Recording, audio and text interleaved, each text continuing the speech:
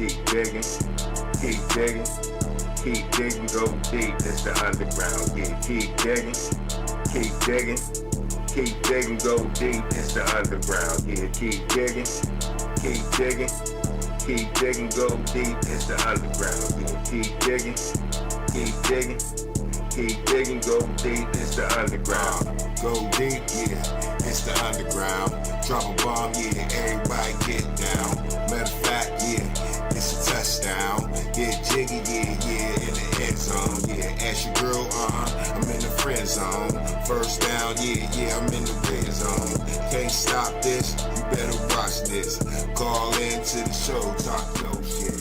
Keep digging, keep digging, keep digging, go deep, it's the underground. Yeah, keep digging, keep digging, keep digging, go deep, it's the underground. Yeah, keep digging, keep digging, yeah, keep digging, go deep, it's the underground. Yeah, keep digging, keep digging, keep digging, go deep, it's the underground. Yeah, you know what it is.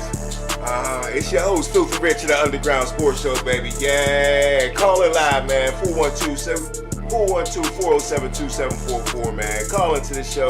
We live all the time. You know what it is, man. Hit the like button, subscribe to the channel, man. We got a lot to talk about today, baby. Super Bowl hangover, man. Let's talk about it Tuesday night. Hey, on the Underground Freestyle Show, baby.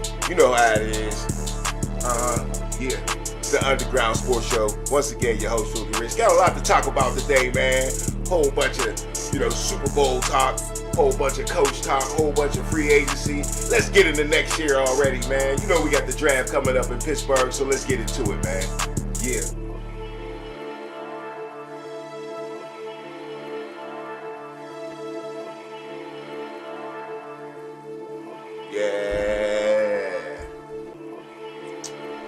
Alright, I appreciate y'all coming out.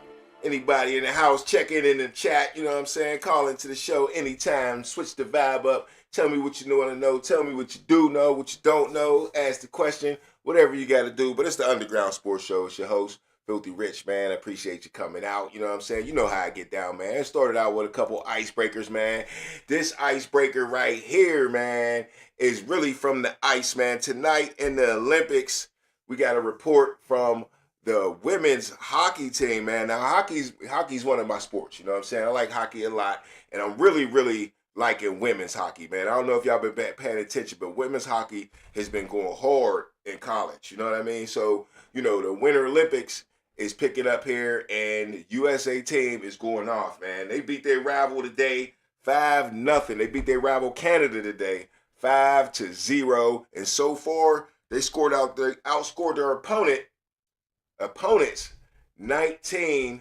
15-1 in the last 3 games, man. The last 3 games, 15-1. That's what the women's Olympic USA hockey team has done. Looks like they ain't got no competition. They just solidified that they're the number 1 seed or whatever you want to call it. Basically, they're the runner or the favorite to win the gold medal in the Olympics, man. So yeah, pay attention to women's hockey, man. I'm telling you, women's hockey is a good sport, man. I like women's sports that can emulate the male sport and look just like the males. If you understand what I'm trying to say, not exactly like it, of course, but they can get the closest to it. When you watch females play football, it just ain't the same. When you females play basketball, it still ain't the same. Even though you got a couple females dunking, you don't get the run and gun like you do in the men's. But in women's hockey, man, you get a lot of the same stuff you get in men's hockey. And I like it, man. Women are elegant skaters already. That's one of the biggest sports in Olympic sports anyway. In the Winter Olympics is ice skating. We always watch the women do their ice skating, and that's one of the biggest sports for women. But I think hockey is moving up, man. I think women's hockey is the next major sport that's going to blow up. Out of all the sports, men's, women, whatever, I think there's going to be in the next 10 years, there's going to be a professional women's hockey league. Y'all watch, man, because women's hockey's blowing it up, and it's definitely legit when you watch it. You know what I'm saying? Definitely. So that's that. Up next, I got the Falcons #1 draft pick, man. Y'all heard about this? The Falcons, James Pierce Jr. Let's read the story here. A lot of the Falcons rookie James Pierce Jr. allegedly crashed his vehicle into one. Hold up. Allegedly crashed his vehicle into one being driven by WNBA player Rickea Jackson multiple times and struck a police officer with the vehicle while evading arrest. Man, that's a lot, bro. I mean, season just got over, fam. What are you doing?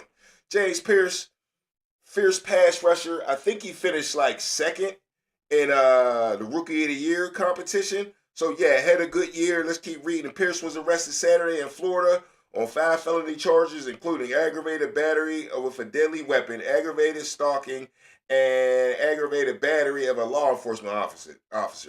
Them are some charges, bro.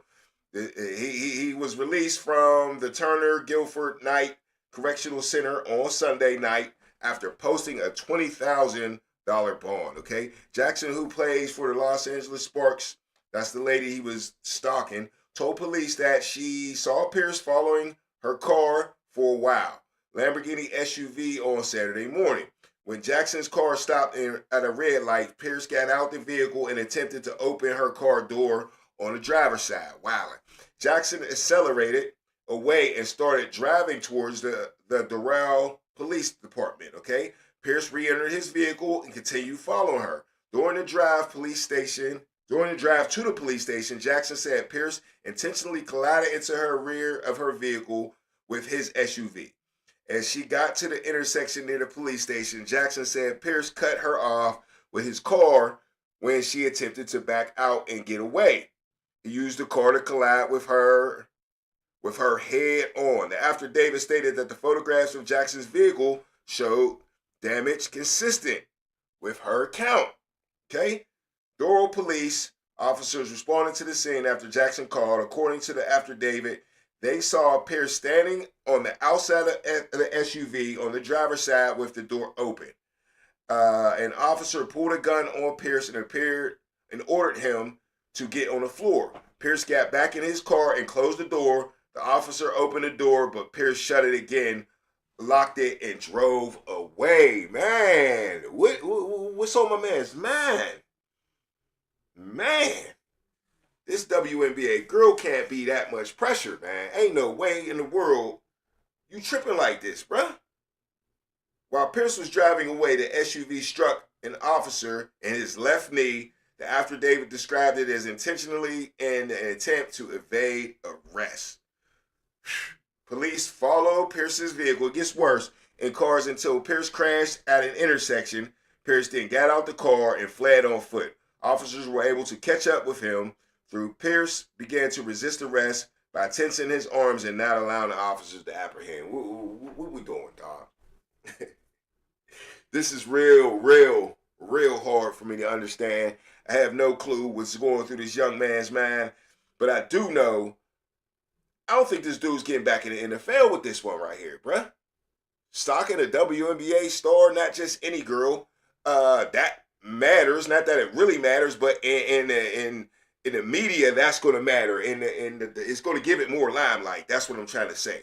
Then you strike a police officer. Then you run from the police. A vehicular chase from a police. So what possibly could she be worth to you that you do all this? I don't get it. You're young. You just got in the league. Hard to understand. But yeah, that's the story for James Pierce Jr.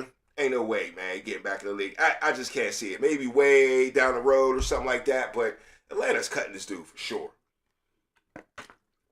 And ain't nobody picking him up at all. All right. That's it for the kind of quick icebreakers, man. Let's get into the Super Bowl, what we came here for, man. We're going to get into the Super Bowl here. I got a little Stiller Focus coming up later. Like I said, we're going to get into free agency, all that. You know what I'm saying? So, hit the like button. Subscribe to the channel if you're new around here. You know what I mean? Hit the like button, like I said. Hit me in the comments. Let me know you in the house. You know what I'm saying? So, let's get into the Super Bowl, man. One thing about the Super Bowl is always a tradition. You know what I'm saying? Always a tradition. And this one right here, let's listen up to this. This one just takes me back to my childhood, man. And I can't really believe the two dudes that's in this commercial right here. I'll tell you that. star. Makes no difference who you are. Anything your heart desires will come to you. Sam Darnold and Kenneth Walker III. You and the Seattle Seahawks had just won the Super Bowl. What are you going to do next? We're going to Disneyland! You know what it is, baby. We're going to Disneyland. You know, I ain't seen that one in a long time. I didn't even know they still did that. But that reminds me of my childhood, man. That's what you always watch the whole Super Bowl, the end of the game. You watch everybody get their trophies, MVP trophy and all that. And you was waiting for that commercial to come on as soon as the Super Bowl was officially over. Everything was over. That was the first commercial that would come on. We going to Disneyland. So Sam Darnold, Kenneth Walker III is definitely going to Disneyland, man. Shout out to them two pretty much the most, man, because Sam Darnold been through it all, man. From first round pick, turning to a bust, to traveling Mac, to Super Bowl champion, man. Super Bowl champion at the helm. And Kenneth Walker III, man, who would have thought at the beginning of the season? I bet you this bet wasn't even on FanDuel or whatever, anybody's futures, that Kenneth Walker III could be the Super Bowl MVP. A short running back, small running back who a lot of people don't like. At least that style of running back, think that he could be a bell cow. But my man had 135 yards, 26 yards receiving, and really controlled the game all himself. And was out there looking like Le'Veon Bell. His schoolmate. They didn't go to school together, but we went to the same school at Michigan State. So maybe there's something about the coaching staff at Michigan State that give you all that patience that Kenneth Walker III had. But yeah, man, shout out to them too, man, especially Kenneth Walker III for being the MVP of the Super Bowl, man. That was a great accomplishment. You could tell from the door by the second quarter, you knew Kenneth Walker was the MVP, okay? So last on the icebreaker, man, it's tax season here. In February, you know what I'm saying? People's waiting for their taxes to come back or still delaying your taxes or whatever. But let's talk about Sam Darnold's taxes in California. And I'm going to let Boomer Esiason explain it here because he does it real well. So listen up and listen what Boomer Esiason got to say about tax season for Sam Darnold. For winning the Super Bowl, the winning team, each player gets $178,000. In other words, the Super Bowl isn't a part of their salary. And because the game was played in California, and California has a jock tax, and they look at duty days. So each team spends 7 days in the state of California. So those are 7 duty days, and they pierce your regular salary at 3.5%. So he has to pay, when you take into account he got the $178,000 plus his overall salary, he has to pay the state of California for spending 7 days there $249,000. That's just so stupid. I mean, Yeah, but is. it ends up costing him $71,000 to go play in California. Now, if I'm the NFLPA, now you got to remember, it's probably even more than that because since he's for winning the Super Bowl. Man, that's crazy, bro. It cost Sam Darnold money to win the Super Bowl. That's crazy right there, man. Tax season ain't no joke, man. Especially in Cali. I don't know, man. Playing the Super Bowl in California is almost a robbery, man. And next year, the Super Bowl's in California again. This time it's in Los Angeles, SoFi Stadium next year. And yeah, man, somebody's gonna get taxed again, man. I wonder how many other players lost money like that actually being in the Super Bowl. I'm pretty sure dudes will play in the Super Bowl for free. I'm pretty sure Sam Darnold don't mind. He got enough millions to get away with it. But still, they tax you, like you said, off of your whole salary, man. Not just that something $1,000 that you making that year. They taxing you for all that, bro. That's straight crazy right there. All right, that's it for the icebreakers, man. I had to break the ice, chill out for a minute, let somebody get up in here. If you up in here, man, hit the like button. It's the Underground Sports Show. Your host, Filthy Rich, in the house, man. Calling to the show. We live. Switch it up anytime. Once again, we're going to be talking about some coaching, get into my Steeler focus a little bit later. But let's keep it Super Bowl for a minute because this is the Super Bowl Hangover Show. Like I said, call in. Switch it up anytime you want, though. 412-407-2744. All right? Now, I'm looking at the Super Bowl experience, man. And, there was a lot of people out there at the Super Bowl. I really liked the media. There really wasn't nobody big for each team, though, man. I mean, the guys all the people that went out there, like the big time podcasters, were out there be able to do their shows and have all the Emmitt Smiths and Deion Sanders and all that on the shows. I always like that experience about the Super Bowl. But what I really want to focus on is how many people actually showed up to the Super Bowl this year and all the festivities. It says approximately 100,000 people visited Super Bowl experience at the Moscone Center in San Francisco for the Super Bowl festivities. The event held in the week leading up to the game at Levi Stadium in Santa Clara featured various interactive games, fan activities, and concerts scattered throughout the Bay Area, okay? So that's a week's worth of entertainment leading up to the Super Bowl, 100,000 people. But when I seen that number, what it had me thinking about, and San Francisco is a big city, right? But it had me thinking about the next step in the season, not only free agency, but the draft coming in Pittsburgh, right?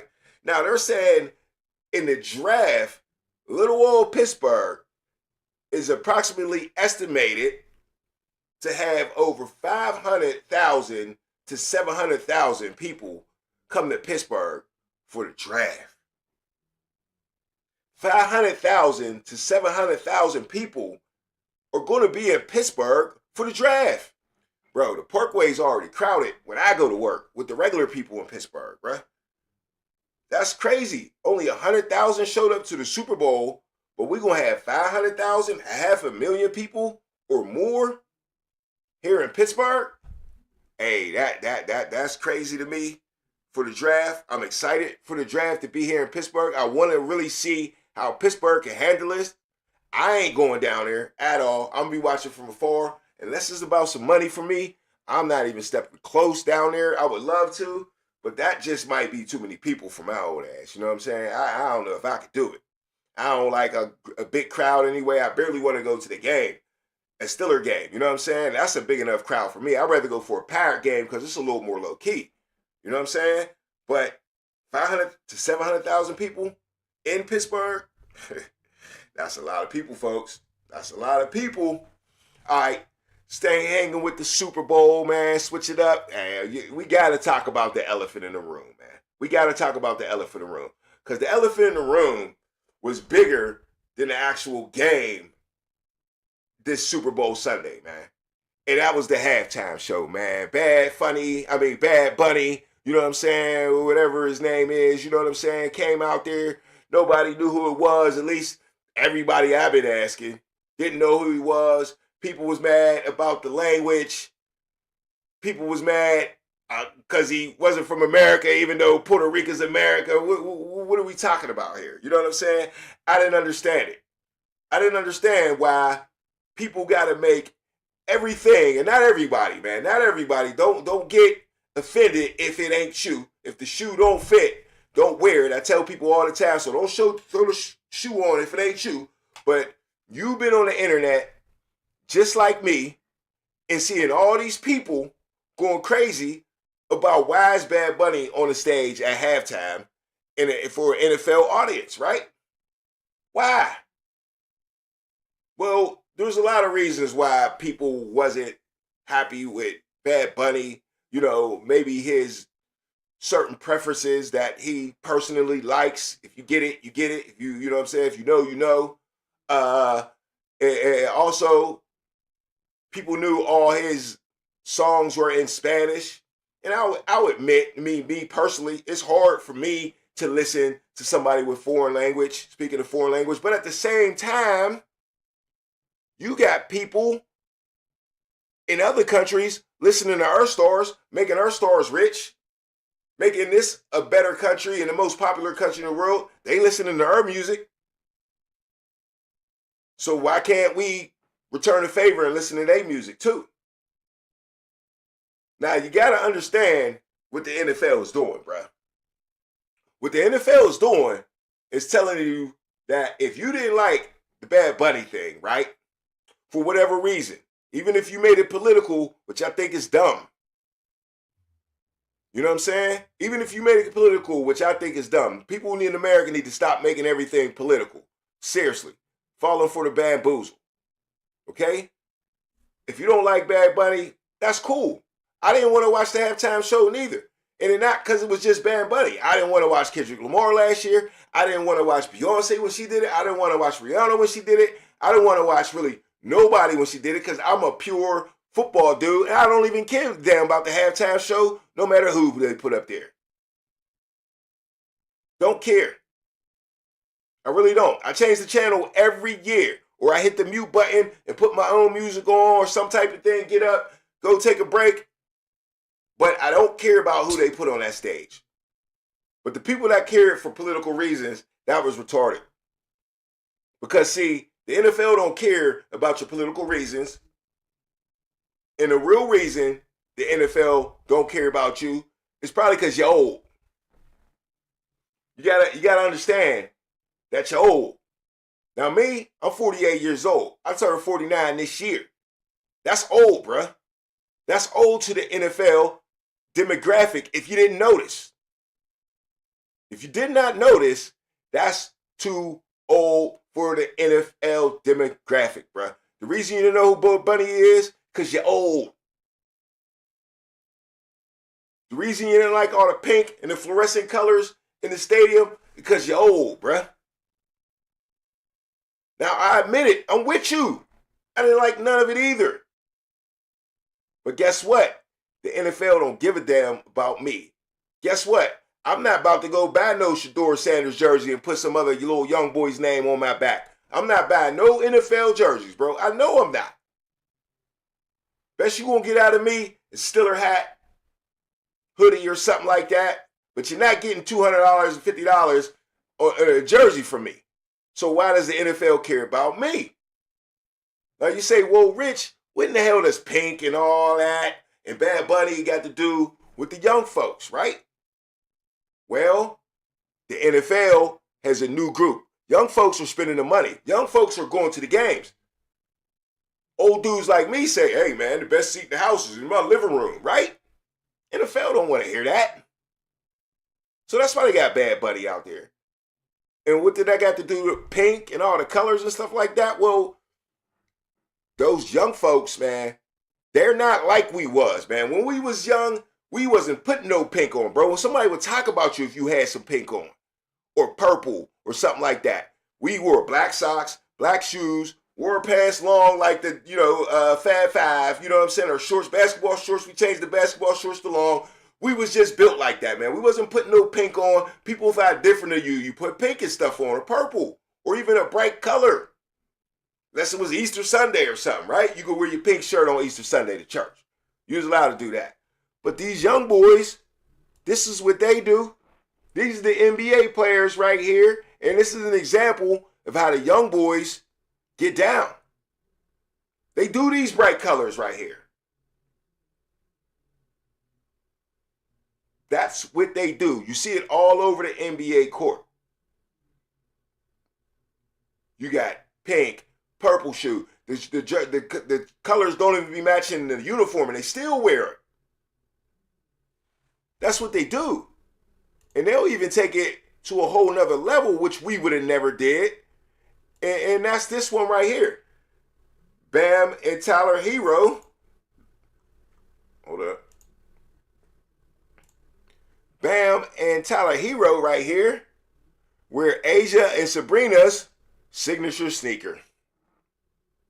See what I'm trying to say? And I know this is basketball. I'm just showing you the wave of the young folks, which I'm sure you know already. You just might not have thought about it when you're watching the Super Bowl like I did when I was sitting on the couch. Like, why the hell is everything pink? Why the hell is everything fluorescent? Lime green, pastel, Easter colors. I'm like, this shit look weird. But these young boys throwing pink on. Y'all know how the little league football dudes do, man. When October come, they know. They like, Mom, I need some pink. It's cracking. They want that pink on quick. So yeah, man, the NFL don't give a damn about your old ass. That's just what it is. Sorry to tell you that, but that's what it is, man. The NFL is directing their thing to a different demographic. And then they was in San Francisco. I don't know if you know about San Francisco, but if you know, you know. And that's probably why they jumped on Bad Bunny. Because they knew where they was at. They call that the capital of the world for the LGBTQ community. That's the capital of the world. And they love Bad Bunny. So that was like kind of like the thing I think the NFL put together. And the last thing they thought about was your old ass, okay, when it came to Bad Bunny, or your punk ass political views. Nobody cares. No one cares. All right, enough of Bad Bunny. It's all good. You know what I'm saying? It's okay not to like Bad Bunny, but the political crap, garbage. And you always got to remember, man, next Super Bowl is probably going to be similar. Already seen purple in that logo. You never know what's going on. You know what I heard? I heard Taylor Swift is next. And guess what? I don't want to watch that shit either. I don't want to see Taylor Swift. I think more people's going to be mad about Taylor Swift, bruh. You know what I'm saying? This is what the NFL is doing right now, thinking about giving it to Taylor Swift. And watch how the crowd react. Y'all remember this, man, Naked Gun? Watch how the crowd react. You know what I'm saying? And that's how I'm going to react when I hear it's Taylor Swift. I know what I'm doing.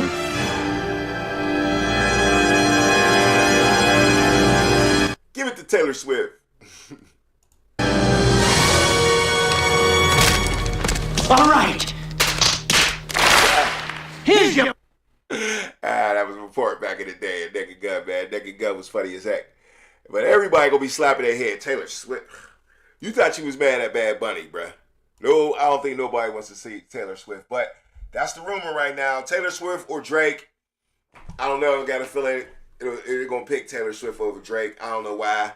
Drake might be alright, but I'm still not gonna watch it. I'm not into mixing concerts with my football. I'm just not. And I'm sure a lot of dudes ain't, man. I turn my own music on or get distracted another way or talk a lot of shit with the guys that's over watching the game with me. That's what we do at the halftime show. And some dudes, they go further than that. They get a real halftime show. Y'all know what I'm talking about. Do-do-do-do-do-do-do. Do-do-do. Yeah.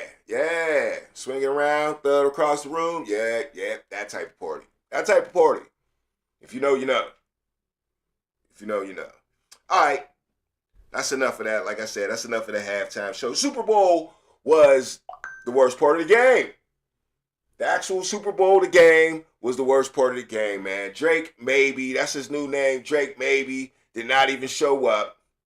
Didn't even show up. Neither did the rest of the Patriots, except for the defense, man. If the defense could have got one turnover, they might have been able to squeak back into that game if they could have got an early turnover in the first half or something like that. But, man, Drake May was just bad.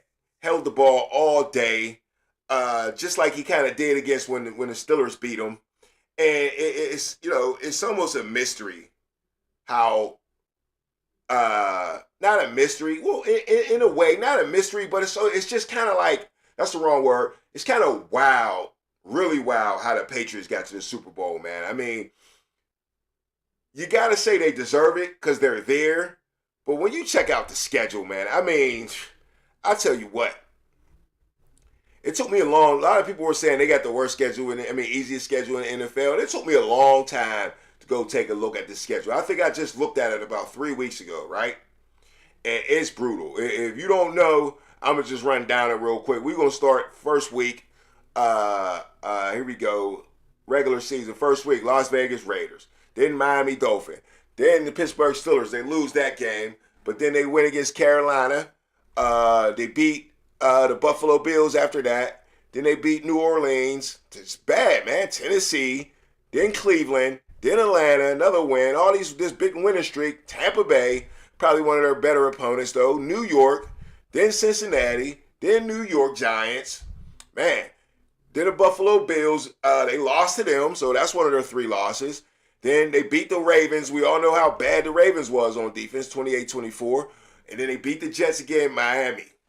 after that for the last game of the season, 38-10. So this is one of the most historic, easiest schedules ever, man. You thought a couple teams, you thought, Miami might be better than that. Buffalo really wasn't as good as they should have been. We all thought the rest of the teams is already legitly sad. I mean, Cincinnati was supposed to be better. The Ravens definitely supposed to be better. So everything fell into the Patriots' hands here. And that's how they easily elevated to the Super Bowl. Now, in the playoffs, they got an easy route, too. The Chargers, they head up first, which is cool. They beat the Chargers fair and square. I'll give them that, 16-3. But then they played the Houston Texans, man. And we all know what C.J. Stroud let happen, right? We all know what they let happen. And then they faced Denver Broncos without their starting quarterback, beat them 10-7. And I still think if it didn't snow, the Broncos probably would have won that game even with Stidham in there. They would have found a way to come back with Stidham in there. For sure. So I don't even know if the Patriots make the Super Bowl if it wasn't for that snow on Championship Sunday. But, man, Drake maybe, man. Drake maybe. I'm happy he lost. Big Ben record was up in danger of being the youngest quarterback ever. Drake May would have been the youngest quarterback ever to win the Super Bowl. Also, the Patriots would have won 7 Super Bowls, so we couldn't have that in Pittsburgh. So, hey, us Pittsburgh people, we happy, man. We good. We good. We ain't complaining at all about what happened. Seattle did their thing. We talked about Kenneth Walker, the third being the MVP. Sam Darnold, what I'm mad about is how Sam Darnold ain't get no MVP votes at all. But Drake May came in second place in the MVP votes with that easy schedule we just looked at. One thing I hate about the NFL, and this is one of my first shows I ever did, was about the NFL honors 2 years ago, right? They've been robbing running backs for years, giving it to quarterbacks every time. They robbed Lamar Jackson last year and gave it to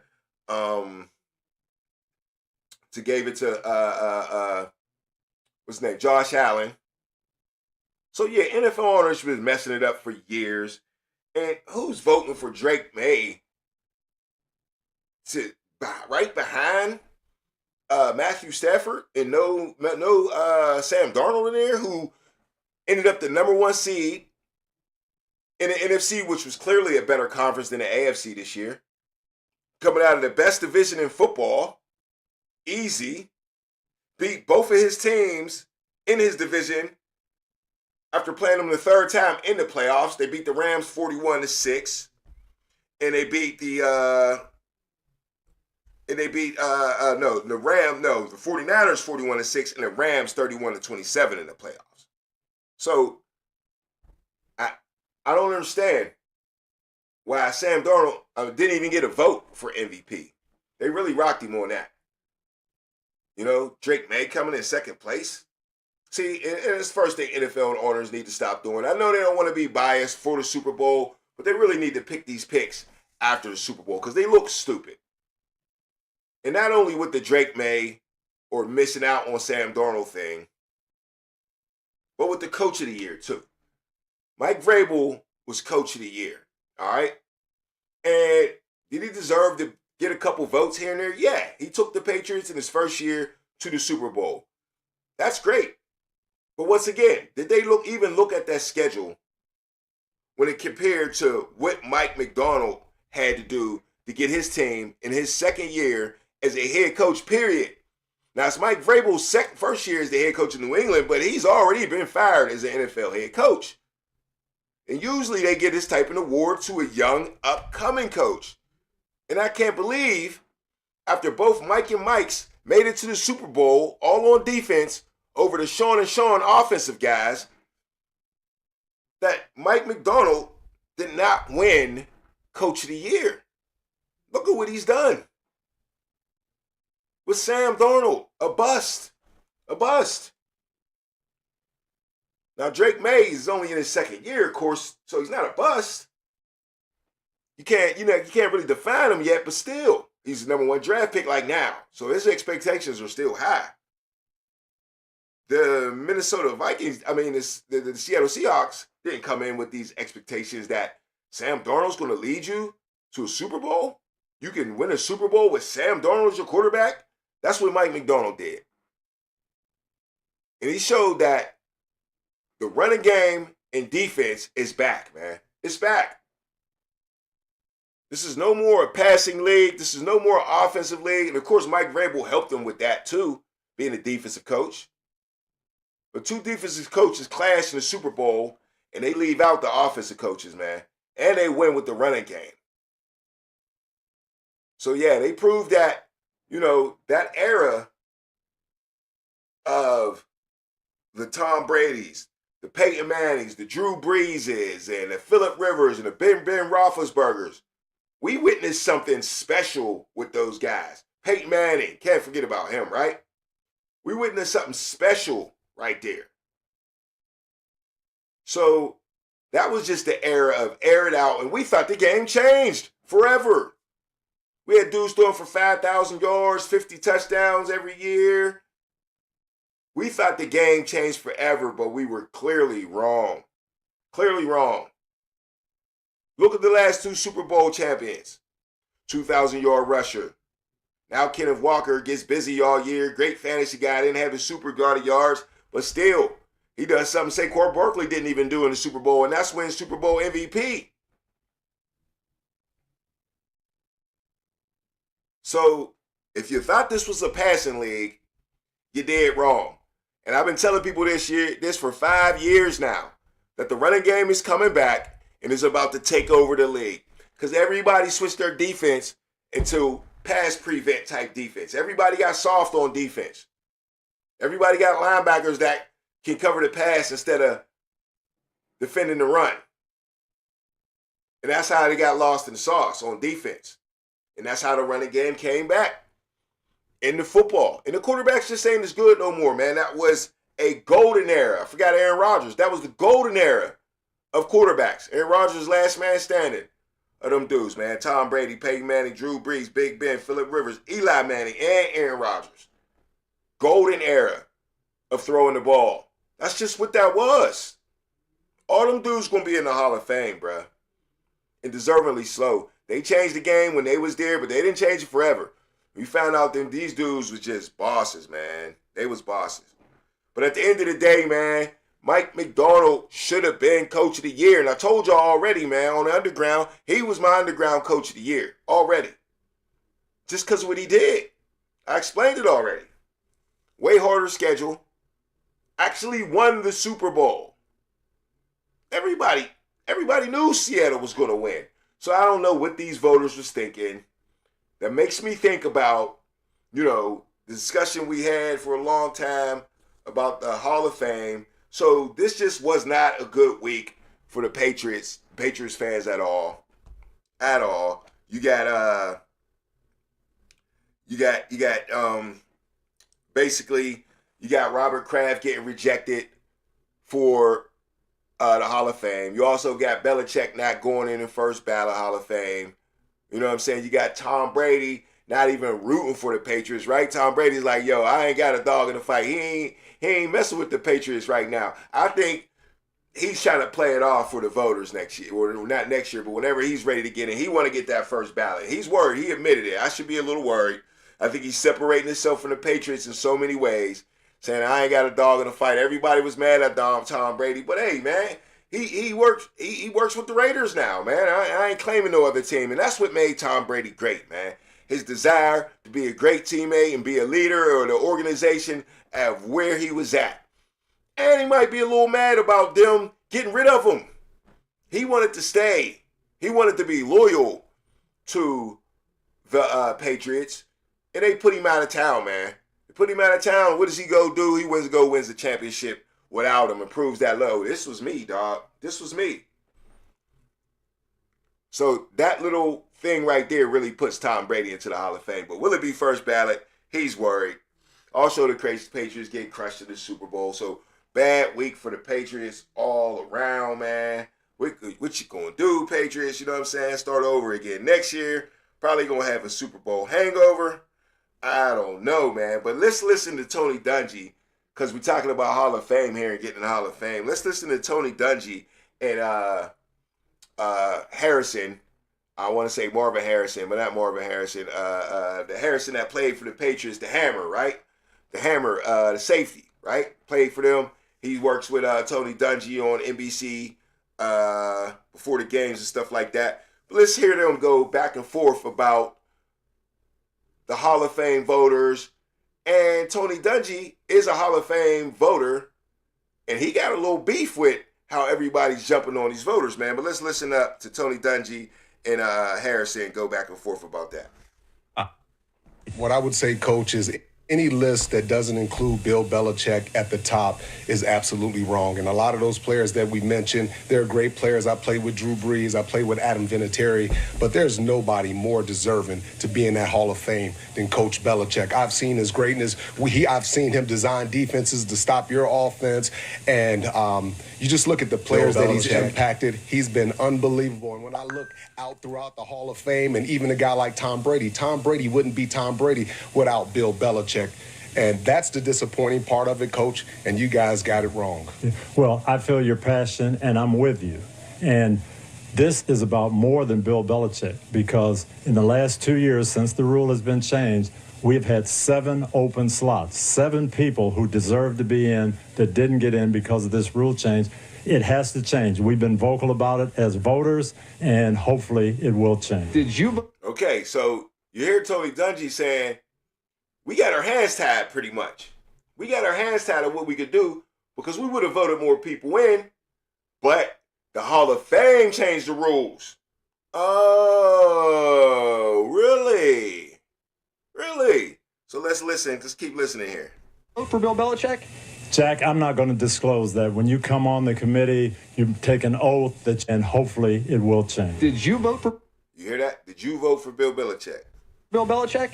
Jack, I'm not going to disclose that. When you come on the committee, you take an oath that you're not going to discuss any of the debates, anything that happened there. I'm not going to put any of my teammates under the bus, who they voted for, who I voted for. Here's the situation, okay? In this category, coaches, contributors, senior players, there are 5 finalists. You could vote. We voted as a team. Our group voted. Roger Craig got the most votes. I stand behind that as a teammate. That's how we voted. But here's the problem. We voted for 3 people. There are 2 other slots available. Bill Belichick definitely deserves to be in the Hall of Fame. Robert Kraft deserves to be in the Hall of Fame. L.C. Greenwood deserves to be in the Hall of Fame. Ken Anderson deserves to be in the Hall of Fame. And we've got 2 slots. But because of a change that the Hall of Fame made 2 years ago, none of those guys got in. And it wasn't because of us. People think that we voted against Bill Belichick. We did not. As a matter of fact, if the vote, same exact vote, had taken place, same totals 2 years ago, Bill Belichick would be in, so would another deserving Hall of Famer, and that's why I'm upset. I like the way Tony Dungy cleared the air. You got to appreciate Tony Dungy, man. He's always calm. My man Harrison kind of called him out, and you guys messed it up. And he just stayed calm, cool, and broke it down to him like, look, man, Belichick would be in if the Hall of Fame did not change the rule. Hall of Fame changed the rules, and he didn't get in. I thought they kind of did it on purpose. Maybe they still could have did it on purpose. But, hey, Tony Dungy is defending him, man, and he's like, nah, man, we didn't get shady. We thought Roger Craig deserved it. And you asked me, Roger Craig should have been in the Hall of Fame, man. Should have been in the Hall of Fame. Ain't no way. I honestly, if somebody asked me a trivia question, I would have been like, yes, Roger Craig is in the Hall of Fame. I would have already thought he was in there. So that is kind of ridiculous. But, hey, he said if the rules was different, then Belichick thing would be different, man. So don't be calling us out, talking shit on us. That's what Tony Dungy said. Don't do that. We legit over here. But, all right, that's it for the first half, man. We just go to halftime real quick, man. It's the Underground Sports Show, man. Hit the like button. Subscribe to the channel, man. Don't go anywhere, man. It's only halftime, man. We'll be right back.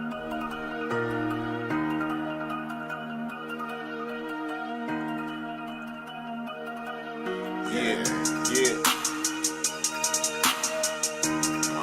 Now, what's next, man? We'll talk a little Stillers. You know what I'm saying? Free agency coming out. Let's get it. Now, it's the Underground. It's halftime.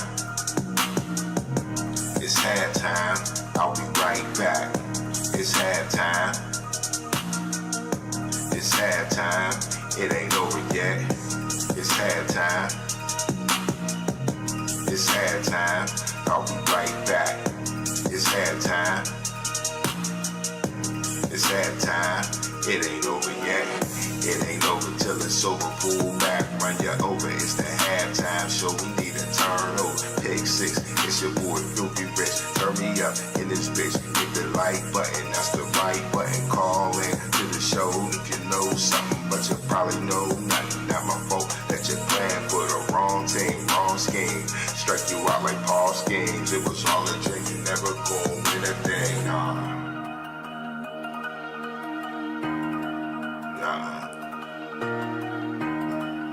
Yeah, you know what it is. It's halftime. It's halftime. I'll be right back. It's halftime. It's halftime. I'll be right back. It's halftime. It's halftime. I'll be right back. Yeah, it's halftime. It's halftime. It ain't over yet. Yeah, you know what it is, man. It's the Underground Sports Show, man. Your host, Filthy Rich, in the house. You know what I'm saying? Call into the show, man. We live. We always live. 412-407-2744. Talk your sports, talk your shit. Because that's what we do here on the Underground, man.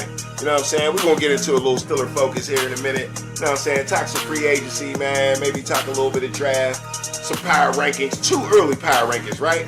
Yeah.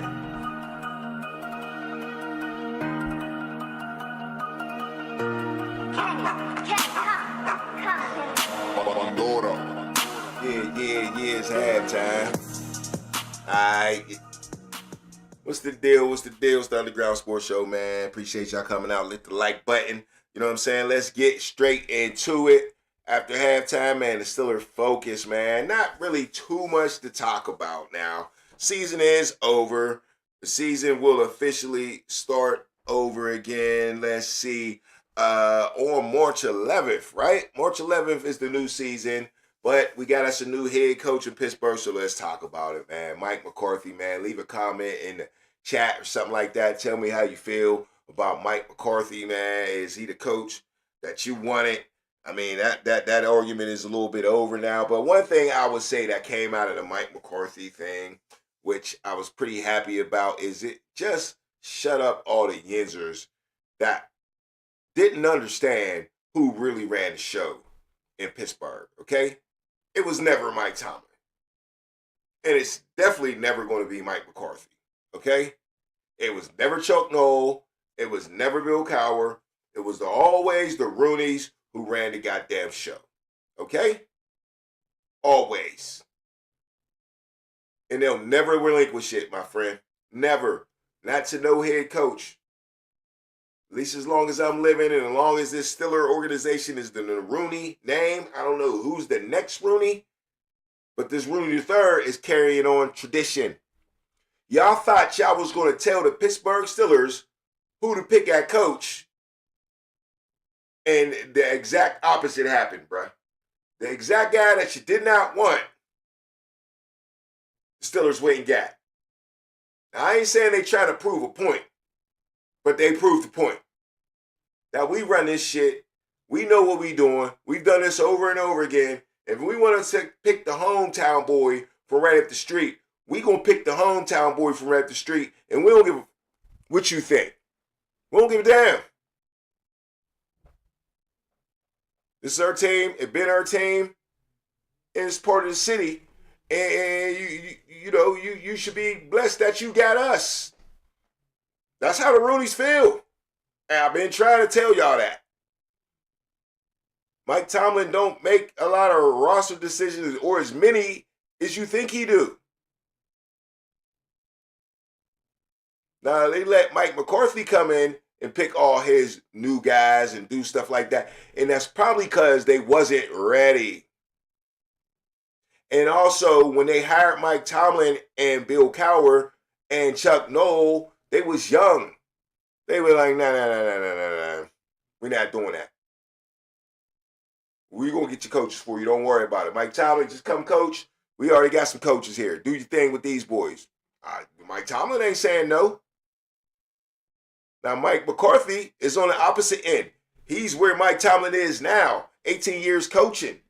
He's not coming into Pittsburgh. I don't care if it's my hometown team or not, and not being trusted and not be trusted as an experienced coach. If Mike Tomlin was to walk in the door today and get hired by the Pittsburgh Steelers, he'd be picking his coaches probably then with his proven record. The Roonies will let him do it then, but before then, no. But they already proved to y'all when they picked Mike McCarthy alone, we not listening to y'all. We not. They listened to y'all one time and it didn't fix nothing. When they fired Matt Canada, that's the time they listened to y'all. It didn't fix shit. And I told y'all that then. That firing Matt Canada ain't changing shit this season.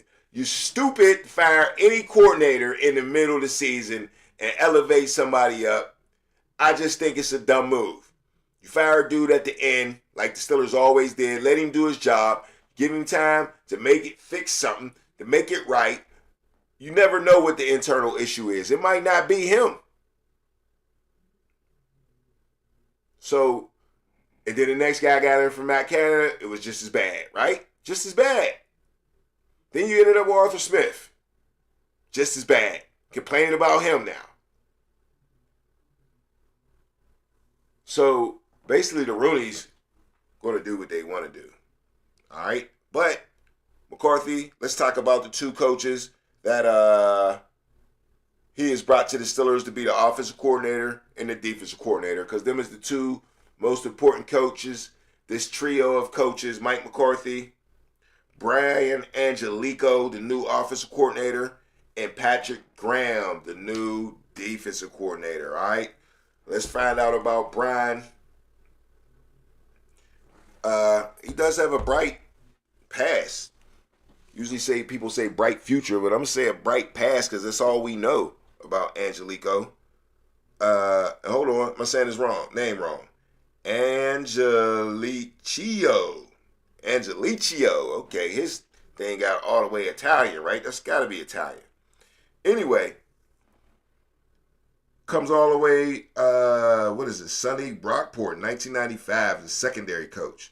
Then Ithaca College, he was everything, man. Linebackers coach, wide receiver coach, offensive line coach, twice, and an offensive coordinator. And that's what I like. A dude that can just coach everything, dog. Everything. And it's not hard to do if you was a baller, man. I got a feeling this dude plays some ball somewhere. I'm going to just say that. You coaching linebackers, wide receivers, offensive line, I'm messing with that. No doubt. That's at Ithaca College, though. Then he went to Pitt, tight ends coach, and that's his thing right there. Offensive assistant and tight end coach, 06, 07, and 2010. He was the tight ends coach. All right? And that's where he made his bread and butter at tight end. Another position that he didn't even coach at Ithaca, dog. Do you understand what I'm saying? This man is well seasoned in the coaching game, bro. This is the type of dude you want to be a head coach right here. And honestly, a lot of coaches do this right here, man. I'm taking any job you can give me. Everybody talks shit on Mike Tomlin. Oh, he was a defensive guy, blah, blah. Well, he played wide receiver in college, though. When Tony Dungy said, I got a job for you, bro, you just take it. You don't work. If you're a football dude, you coach that position. So anyway, my man Brian started picking up the tight end thing, went to Rutgers, then Tampa Bay, then Cleveland, all tight end coach. Green Bay, Washington, Carolina, Minnesota. Wound up being a tight end coach and then the passing game coordinator, man. Yes. So now he's the offensive coordinator for us, the Pittsburgh Steelers, and I like it. Now we had this dude named Arthur Smith, right? Supposed to be this tight end guy, right? Failed. He made us get all these tight ends. We got 4 tight ends on the team and do poop with them. But this guy, Mike McCarthy's probably looking at his roster like, if this roster stays the same, I got all these, you could say, really good tight ends. I mean, at least two of them. Jonnu Smith made a Pro Bowl last year. He wasn't with the Steelers, not that last year, but the year before that, with a different coach, he was in the Pro Bowl. Don't forget that. As much as we want to cut Jonnu Smith and get rid of him, and we do see a couple like, if used properly, he can be productive. That's clear to see. If he's used properly, he can be productive. Freiermuth, we seen, if used properly, he could be productive. Something Arthur Smith didn't do with either one of them, yo. Ultimate failure. Ultimate failure. Arthur Smith was trash, bruh. Way, way, way worse than Matt Canada. Argue me all day, bruh. Argue me all day. Arthur Smith's trash, bro. This dude is gonna be better than Arthur Smith. At worst. At worst. And I'ma just go out on the wing and just say that right now. My man Brian Angelicio is gonna be better than Arthur Smith. Because it ain't hard. It ain't hard. God damn, Arthur Smith was horrible. But yeah, I'm starting to like Brian. The resume, I love it, man. I love it. No lies told when I say I love the man's resume. Now let's go to Patrick Graham, man. Coming from the Raiders, offensive coordinator. That didn't sound good. I ain't gonna lie. They first introduced this dude, like, and it was just obvious that somebody knew this guy. It was Mike McCarthy, coach for Mike McCarthy. For a little while, but he didn't come in with no splash, I'll tell you that. But he's also coached with a couple other dudes that makes you say, okay. So who shaped my man Patrick Graham, right? It says Patrick Graham's development came under some of the most influential defensive minds in the league. His early NFL years were spent working under Bill Belichick, where weekly game planning, versatility, and opponent-specific adjustments were foundational. Sounds like Belichick to me. Defenders were expected to handle multiple roles, communicate cleanly, and execute situational football.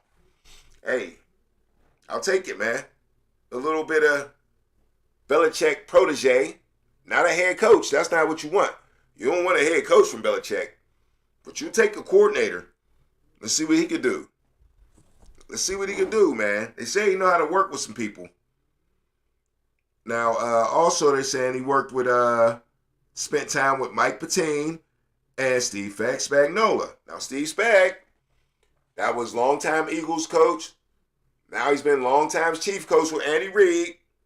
And Andy Reid's been very successful with him, and he loved the blitz, man. And here it says, Spag added further layers, particularly in front mechanics, coverage communication, and situational execution.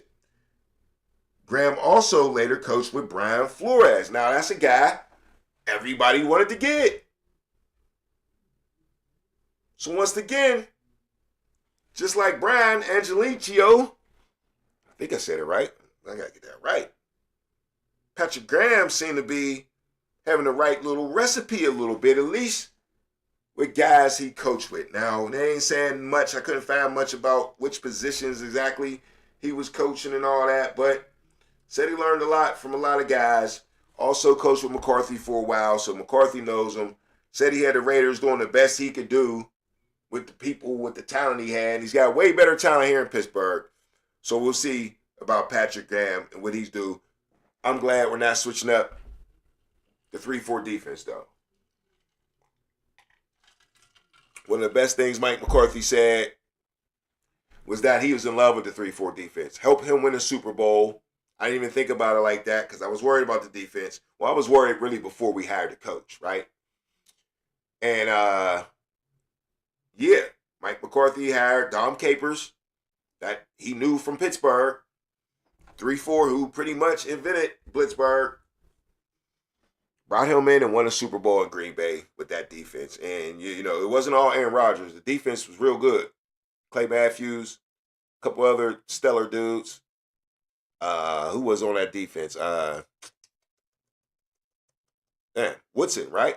Charles Woodson, playing a little safety and cornerback in those days. But yeah, good team right there. Good team right there. So yeah, he wants to adopt a guy that he knows can run his Dom Caper 3-4 defense, right? And he learned how to pressure the quarterback from Spags, which is one of the best pressure coaches in NFL history, honestly. Ask about it. It's one of the best. But I know I said I was going to talk about just the 3 coaches, the head coach, 2 offensive coordinators, but we also got a guy named Pecco. Y'all remember Pecco from Cincinnati? Let me get his first name right real quick. Hold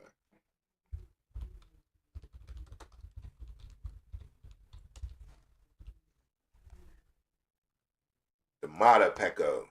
I never did know his first name. 41 years old. He is now our defensive line coach, man. Y'all remember Pecco with the long hair, man, from Cincinnati Bengals. I think he had like a good, long career too, maybe like 12 years. 4th round pick. Don't say how many years to say he played. Anyhow, Pecco's our new defensive lineman coach, man. So you'll be seeing a big dude on the sideline with a lot of hair, Samoan. Gotta love your Samoan inspiration. You gotta have that on the team, right? That's why he's working for Deion Sanders. That's why he's working for Deion Sanders at Colorado. And now he's the Pittsburgh Steelers defensive line coach, man. The only thing I can say is I didn't think Colorado's defense was much, though, right? But this dude is an NFL vet, got NFL experience, and he's going to be able to relate to players, right? He's going to be able to relate to players. Only 41 years old. I think it's an excellent hire. Excellent hire by Mike McCarthy. So everything's going right so far. Everything's looking good on paper, except for a quarterback situation. I don't know, man. This Aaron Rodgers thing is picking up big time steam. Big time steam. I don't know if y'all want Aaron Rodgers back, but I don't want to really run it back with Aaron Rodgers. I'd rather look towards the future. But I guess if we do, man, I'll have the same type of vibe as I had last year. You know, we'll have to really overachieve or really acquire some more talent for Aaron Rodgers. But a step older, man, I don't know. Maybe, you know, the NFC's kind of weak. We definitely could beat the Patriots. The Bills, you just got to beat, I don't know, that offense, I guess. They're going to have a new regime in there. Who knows how that's going to work. Let me see who else. I mean, Kansas City will be back, though. Ravens will be back. Cincinnati will be back. That's the problem. And we going out there with this another old quarterback. Don't make much sense to me. But let me tell you why the Steelers might be thinking this, though. Right? Let me tell you why. Because let's look at some NFL free agency this year. Sit here and let's look at the quarterbacks. And, man, it's dry out there, man. It's dry. Now, Daniel Jones might be a decent option. So he's option number 1 outside of Aaron Rodgers. We're going to pick up a veteran because the Steelers want to run it back, right? They was ready to run it back with Tomlin. They didn't want this. They was ready to win again. They was ready to go to playoffs again. Fuck that. Fucking up our money. We'll take that one playoff game. We don't care. We don't care. We're going to take that. That's better than not making the playoffs to them for whatever reason. It's clear now. So don't talk about tanking. We need to go this. We go. The Steelers, the Roonies ain't doing that. If you like this team, get with it. Get with the program. Buy in. Because that's what they're doing, man. They don't like losing. And neither do I. I'm not with the tanking shit. I don't care what we pick in the draft. I don't give a damn. Find somebody, man. Find you Mr. Irrelevant. Find you a 3rd round, 2nd round quarterback at Jalen Hurts. Shit, we passed on Jalen Hurts, right? Passed on Shador, right? What else did we pass on? Probably somebody else in there. But yeah, I mean, Steelers need to step their game up. But Daniel Jones, I don't know, he'd be a valid option, I guess, right? Valid option. I think he played well for the Colts. He could uplift the Steelers a little more than Aaron Rodgers, you ask me. A little more athleticism. Of course, Russell Wilson's out there. Marcus Mariota. This is top of the list, y'all. Tyrod Taylor, Zach Wilson, Joe Flacco, Kenny Pickett. We ain't running that back, right? Kenny Pickett's a free agent. He might just be free this year, bruh. Real talk. Who's picking up Kenny Pickett? Jimmy Garoppolo? Who's picking him up? Somebody need a backup, I'm sure. Mitchell Trubisky. We know we ain't running that bullshit back. Should have never ran it the first time. Case Keenum. Trey Lance. Is that interesting? Camp arm, Trey Lance? I like it. I like that better than Carson Wentz, who's next. Josh Johnson, who been around for 30,000 years. He's 40 years old. Played for 14 teams? That's crazy. So this list is not impressive. Kyle Allen, who we had in squad. Malik Willis. Everybody's in love with Malik Willis, right?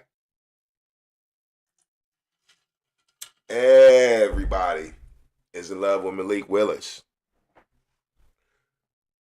Except for me, man. Played a couple backup roles here and there. He did look good to a certain extent. Got hurt. Didn't really win games all like that, like to make it be very, very impressive. You didn't go on no streak or nothing like that. Had a good team around you. So Malik Willis didn't wow me for him to be this guy that's just getting talked about every day. But at the same time, when you look at this list, there ain't much to talk about, right? Now, Daniel Jones is coming off the injury. That's probably why they're not talking about him. Of course, Aaron Rodgers is going to get talked about. And I think that's kind of the Steelers' focus, for real, for real. Steelers have been different under Rooney III. Not totally, because you're going to say, Rich, you just talked the whole show how these boys ain't changing. Yeah, I get that. But they have kind of casually tried to keep up with the Joneses with all the free agency and Omar Cohen being a different, let him be a different GM at least than the other guys. Now, they're still in control, but they're going to let him, which they always let their GMs do their thing. Always. But they let him do some different things and paying people a little differently, man. Years ago, we would have never seen the DK Metcalf type move here in Pittsburgh. Even the Minka Fitzpatrick type of move here in Pittsburgh. What's the other one? Patrick Queen, which is a bust, but still, they made that move. There was moves they wasn't making. Going Russell Wilson and Justin Fields at the same time. Them is things that the Steelers, that's why we were so hype about nothing when that happened, because we was just happy because we was buying shit. It's like when your mama took you to the store back in the day. You didn't need none of that shit. The next day, you probably wasn't going to want it, but you still asking for shit in the store. You know what I'm saying? Still asking for stuff. You're happy when you got it, and you get home and figure out that, man, this is butt. Man, I don't even want to ask my mom for this. Yeah. That's how we felt with Russell Wilson and Justin Fields, bro. Trash. Split the players a lot for the Steelers. And I think Mike Tomlin's gone because he just got tired of the Yinzers and the Pittsburgh media, people standing at his door doing the dumb shit. And that's why he rolled out the way he did. Anyway, we didn't hear from Mike Tomlin. I wonder why he didn't have this press conference. I'm cool on y'all. That's what Mike Tomlin told me. I'm cool on y'all. There ain't no other way around it. You can make up any conspiracy or whatever it is. He can still say goodbye with all of that stuff going on, even if it was true. It wasn't out yet. He could have played it up. Why do this and make it look obvious? You ask me, he said, screw y'all. I don't all the way blame him, especially the media. The media is the worst. You can expect the worst from fans, man. Fans are uneducated. Fans are rowdy. They spent money and, they mad and they drinking. But the media people who's professionals, and you're supposed to be in a sports town, you're supposed to know what you're talking about. supposed to have a background in the sport, I would hope. But really, a lot of these dudes just got a background in journalism and college and talking, honestly. When they go to the school for this journalism stuff, they really just teach them how to talk, bro. It's like an art form to it, right? And they teach them how to do that. And it's like, as long as you can manipulate the story and do this and do that, you don't got to be right. You know what I'm saying? You don't got to be right. Just make it sound good. Just make it sound good. And that's what they've been doing for years now. In the Pittsburgh media, and Mike Tomlin is over it, bro. And you ain't gonna tell me he wasn't over it. You ain't gonna tell me he wasn't over it. So, the next time we complain about Aaron Rodgers coming back, you might want to look at the free agency list, man. And I could keep going, but I'm not. It's ugly and ugly and ugly, man. Skylar Thompson out here. We had him. He balled a little bit. Bring him back.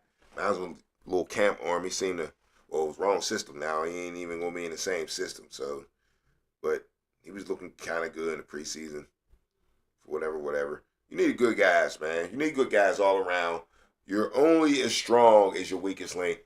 Anybody that ball, you know that. But let's look at some more free agency. Let's switch up the position. Najee Harris is a free agent. That's very interesting. Travis Etienne, very interesting free agent. Javonte Williams, another interesting free agent. Rico Dowdle, another interesting running back free agent. This is where free agency is at. Kenneth Walker III, MVP of the Super Bowl, free agent. J.K. Dobbins, who got hurt but was balling for Denver, free agent. Kenneth Gainwell, who was the MVP of the Pittsburgh Steelers, free agent. Man, this is where the dominoes will begin to fall. Somebody's picking these dudes up, man. Now, Najee Harris got hurt, but he also got some rest for a guy that runs tough. Wouldn't that be wild if they switched running backs? Najee Harris came back and Kenneth Gainwell got out of here. Now, one thing about Mike McCarthy, he likes to run the ball. He likes big dudes running the ball. He always had him a nice big bruiser back to go with Aaron Rodgers, man. Aaron Rodgers always like that too. I missed Najee Harris last year. Not that Gainwell didn't ball. It was a different type of ball, though. So, I'm not disputing anything Jalen Warren or Kenneth Gainwell did because I think they went off last year. But Najee Harris was still different. He wore people down in the fourth quarter, and I think we had problems with that. I think the Steelers had problems with wearing people down. They got a little finesse with Aaron Rodgers and the scat backs and, no wide receivers to really get finesse with. But they tried it, right? Tried to finesse it with the tight ends, and Arthur Smith ain't know what the hell he was doing. But yeah, this running back room of free agents is deep, and they're gonna go quick. I would hope that Travis Etienne, I would hope that Jaguars understand how important he was to their success and bring him back. But it's gonna be a money grab thing too, man, because shit, him and dudes like Kenneth Walker, Javonte Williams, and Rico Dowdle, and Breece Hall. Damn, how did I skip Breece? Yo, this running back room is crazy. It's crazy. So yeah, man, hit the like button, subscribe to the channel, man. It's the Underground Sports Show. Get my Steeler focus on, man. Call into the show. We live all the time. Up late night, kicking it. It is what it is, man. Super Bowl hangover, man. It's over, man. The season is officially all the way over, man. Free agency don't even start till March 11th.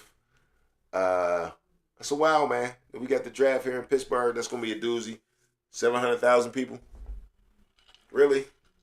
Ain't no way, right? There ain't no way we're going to serve up 700,000 in the Burgh, bro. Everything will be packed. And you know, it's on the weekend. Start early weekend too, so they're gonna be getting here like Wednesday. It's Thursday night, Friday night, Saturday. The draft. It's not that big down there on the North Shore, man. It's really not. They're talking about they're going to, you know, of course the bridge is going to be open for people to walk back and forth to the point and stuff like that, but that's still far. Still far from the main event, I would think. All right, let's check out wide receivers in free agency and see what's cracking. Mike Evans, he might be retiring. Christian Kirk balled out against the Steelers. Debo Samuel's a free agent, man. Marquise Brown, I should say. Juwan Jennings, San Francisco. San Francisco better get that boy back, man. They hurting. Rashid Shaheed, who just won a Super Bowl, man. Fast as heck. I got a feeling that he'll want to stay with Seattle. He'll probably take a little hometown discount, maybe try to win the Super Bowl again. They all pretty good. They can do it again. Maybe not be back-to-back, but they can be there. But starts to get slim here in wide receiver. So, you know, Steelers need wide receiver help big time. But, man, there ain't no real big names. But, hey, I wouldn't mind a Debo Samuels now. A playmaker like Debo Samuels can help the Pittsburgh Steelers. Really could. And we've been deep diving into, free agency lately. Like I said earlier, Debo Samuels, DK Metcalf. Now, definitely 2 crash outs. Don't get it twisted. But the Steelers like their crash outs. They can't deny that, man. They can't deny that. And Aaron Rodgers will probably be able to control the room, too, man. He'd probably be able to control the room. DK Metcalf should be a little more humble, man. You know, that lawsuit's coming back on him. So we shall see how a lot of that helps out. But one guy we won't be getting back at wide receiver is George Pickens, man. He's big time. He is the free agent at wide receiver. He's going to be getting a big check. It definitely ain't going to be from the Steelers. I'm wondering if the Cowboys going to even do it, but they'd be crazy not to. But we seen crazier things from the Cowboys, right? They like to play around. They like to play around with the players, and they lose a lot of players to free agency. The thing is, with the Cowboys, they know how to scoop them right back up. They definitely do. Definitely do. But yeah, man, hey, that's the wrap up right there, man. Steeler Focus. We about to get out of here, man. It's the Underground Sports Show. Hey, I appreciate y'all coming out. Hit the like button, subscribe to the channel. The football season is officially over, man. It might slow down around here, but we're going to get into some basketball. Probably hit you with a weekly show, maybe bi-weekly show. You know what I'm saying? 2 times a week or something like that. But yeah, I'll put y'all on alert. Let you know. Subscribe to the channel, and you hit the notification button, and it'll alert you. You know what I'm saying? To when I'm on. So, yeah, man, hey, it's the Underground Sports Show. We're going to keep digging, get into this basketball, NBA basketball. The Olympics is here, so we're going to cover that a little bit too, man. Like, don't forget about that women's hockey team I told you about at the beginning of the show. That women's hockey team is tight, man. Worth the watch. They out there looking like the women's basketball team in the Summer Olympics. So, they should be dominant, man. Got to look for the left hook, though. They might get upset. Never know, man. So it's going to be worth the watch. That's probably the best thing in the Olympics for me to watch right now. So let's get it, man. Keep digging, man. I'll see y'all later, man. We out of here. Keep digging. Yeah. Keep digging. Keep digging. Go deep. It's the underground. Yeah. Keep digging. Keep digging. Yeah. Keep digging. Go deep. It's the underground. Yeah. Keep digging. Keep digging. Keep digging. Go deep. It's the underground. Yeah. Keep digging. Keep digging. Yeah. Keep digging. Go deep. It's the underground. Go deep, yeah. It's the underground. Drop a bomb, yeah. Everybody get down. Matter of fact, yeah. It's a touchdown. Get jiggy, yeah. In the end zone, yeah. Ask your girl, I'm in the friend zone. First down, yeah. I'm in the red zone. Can't stop this. You better watch this. Call in to the show. Talk your shit. Keep digging. Keep digging. Keep digging. Go deep. It's the underground. Yeah. Keep digging. Keep digging. Keep digging. Go deep. It's the underground. Yeah. Keep digging. Keep digging. Keep digging. Go deep. It's the underground. Yeah. Keep digging. Keep digging. Keep digging. Go deep. It's the underground.